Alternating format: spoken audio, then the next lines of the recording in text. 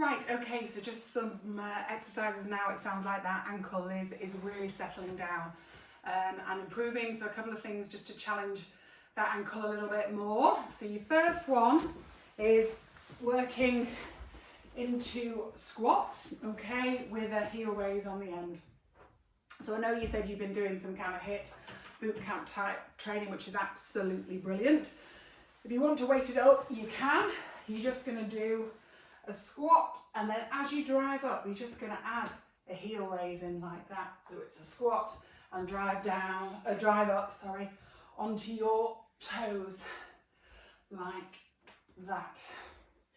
You can also do a static squat where you put yourself in that position, again weight it up if you want to, and go up onto your toes in that position. And you will really feel that in your calves as well as in your quads. Okay, so your progressions from those make things a little bit more dynamic. Excuse me, it sounds like, again, you've kind of been doing it. Is your squat jump, so coming right down, up, and just getting a little bit of air between those feet and the floor. What you've got to think about is landing on your toe in a nice soft landing. You don't want a thump, you shouldn't hear a sound. So imagining you're almost shooting a basketball, okay? Your progression in your squat is to put yourself into a static squat position and then do little bounces like that as well. When all of that starts to feel really comfortable, your progression is to then move on to hops.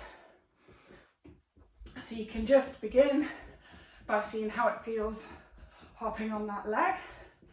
If that feels okay, then you want to start to move things a little bit more dynamically. So you want to be going hop forward, hop back, hop forward, hop back. And you can always put markers on the floor to give you something to aim at, to see if you can consistently hit that same spot over and over again. So forward and back. Then you can start to work side to side. Then you can set up a little grid. So you go, and then obviously back the way you've come. When that starts to feel okay, I know we talked about building you from fast walking to running. So a good place to start is just a little bit of jogging on the spot.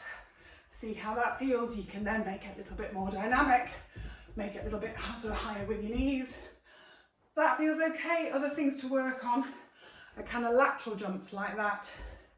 See if you can nail that landing as you go side to side. If all of that feels okay, then you should be up to getting back to running again, and it should feel okay. So there's some more ideas of things you can be working on, which will hopefully progress that ankle. I'll speak to you again in a couple of weeks, but any problems in the meantime, just give me a call. Okay.